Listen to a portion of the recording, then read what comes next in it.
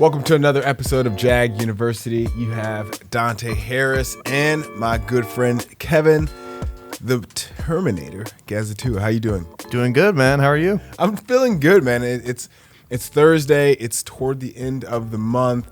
I've had a pretty strong July. How about yourself? Pretty strong July myself, man. Yeah. We've been getting after it pretty well, haven't we? Yeah, man. I guess you could call us the dynamic duo. Yeah, man.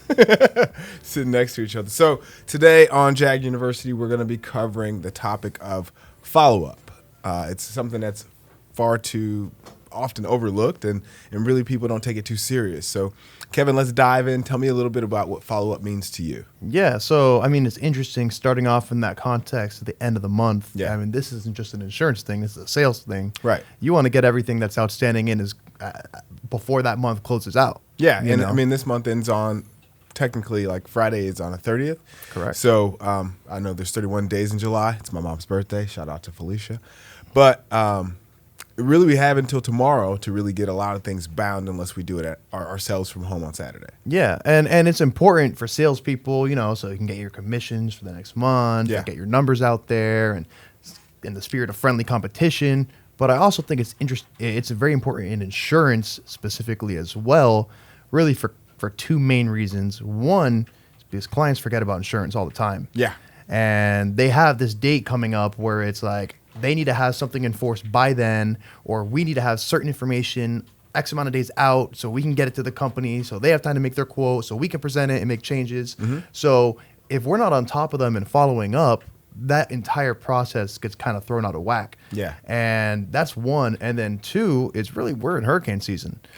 So people forget this. yeah. So we follow up on these quotes and we want to get them issued and put in force as soon as possible because you never know, a storm might come and remove their ability to purchase any insurance. Yeah. And following up and being ahead of the game there, it allows us to give them time to make the decision and to not get put in a bad position where they can't purchase any insurance with a storm coming. Yeah, I look at follow up and say that it's a proactive approach, Yeah. right? Like I have a client who I sent him a quote back in March, and the quote was a lot less expensive than what it is today. And now he's in a predicament where does he get insurance during hurricane season or does he want to wait? And my recommendation is always make sure that you're covered for the storm. And then what we can do later, we can go ahead and we can have options later. But again, back to follow-up being proactive. It's a proactive approach so that we're not waiting until the last minute to get things done. We're not waiting until the end of the month to follow up with people or take care of people's insurance needs or issues. When you follow up with people, I think for me, it works a lot better in the beginning of the day because come 2 o'clock when everyone's trying to get everything done before that 5 o'clock deadline that they may have, they're not thinking about it. They're trying to get whatever's a priority on their plate right now or right then in that moment. But I think like, hey, follow up 9 o'clock, say 9 o'clock between 9 and 11 o'clock in the morning. That seems to work best for me. How about you? Yeah, same thing. Getting it top of mind early while Yeah. they're settling in and they're not, the stress of the day is kind of crushing them, and then even with us as well is a lot of the times if we're trying to meet a tight deadline, Mm-hmm. it's we want to be focusing on getting that deal done or getting somebody coverage before close of business. Yeah. So earlier in the morning is a little bit better where everyone, their heads are a little bit more clear. But the follow-up is big too, and I like that story you mentioned about, you had that, you presented that quote in March. Yeah. Now it's more expensive. You definitely were following up with the guy all this time. And the reason we're following up is because things change in the market. Oh, man. We had a deal that just changed, last week? Like the quote expired after 20 days, and then we had to represent it or refresh the quote, and it went up $2,000. Yeah. And we were following up, and we were doing what we had to do, but ultimately your numbers are only good for so long. Mm-hmm. So it's the reason we're following up, and we're not trying to bug you, and it's not even really about making a buck. It's really about, hey, look, if you like this quote, it's only good for so long. Yeah. And once it's gone, we're going to have to re-enter the market and see what things look like. Question for you is what's too much follow-up and what's too little follow-up? I think it's situational. Yeah. I think if someone needs what you're selling, if you're their current agent, I think being aggressive in follow-up is important. Yeah. So my current clients, I get more aggressive in my follow-up. I'm like, hey, look, you need to make a decision. You need to do this now. Time's running out. We might need to make a change. Yeah. It's affecting my ability to do what's right for you. I think where it gets a little bit more iffy is if you're trying to bring in a new client or a new prospect. Yeah. And you have to be a little bit more careful about not being too much of a bother or being a nuisance to them, and more strategic in your follow-up and how you do it, maybe a little bit more creative. So do you follow up with people via text message? I actually find that a lot of people like texting a lot. Agreed. I think we're not making huge business decisions via text, but I think it's a really cool intermediary to say, hey, are you free at this time, or can I give you a call right now? Yeah. Did you see my email? Yeah. Did you see the quote? But You free at 3? I know a lot of people that I've spoken to in the industry, like they're like, oh yeah, I live by text messages, and like for me, I mean, I'm kind of old school. Like if it's not in an email or if it's not over a phone call, then it wasn't very important. But I think with text message follow-ups, like it's just another touch point. Also with social media, another touch point. Yeah. I don't go on Instagram or LinkedIn to get binding requests, but I think it's a way to just, again, reach out to people, have it kind of informal, and it's not like so much pressure, but it's just kind of a quick little, hey, I just want to remind you. Yeah. I want to make sure that you're covered before you take occupancy of your space or your home or what have you. And I think what's interesting too is it kind of psychologically moves you into a different category a little bit.